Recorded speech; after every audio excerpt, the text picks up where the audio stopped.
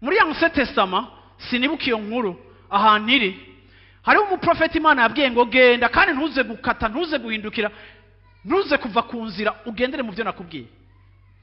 Bibiliya ivuga ngo uwo muprofeti ariko aragenda haca haza uwundi muprofeti, uwo wundi muprofeti nawe aramubesha amubwira ngo Imana yakubwiye uko. Uwo nawe abona kuko azi ko ivyo Imana yamubwiye abizi aca yibaza ko Imana ihinduye directive, ati Imana yakubwiye gutya ngo ariko nanje mbiye ngo ndakubwire gutya hanya.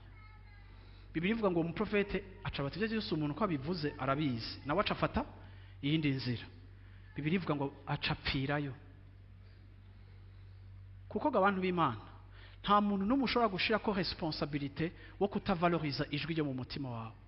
Nabo wemera nabo uzi ko bashoboye, hariho ibintu Imana itabakomunika ariko Imana yashize muri wewe biri muri DNA yawe.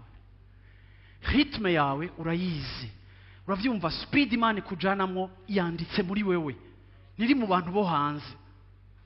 Mureke kuba abantu bari influençable, kuko ni mwaba abantu bari influençable birashoboka ko la majorité ikubwira ko utamba nabi.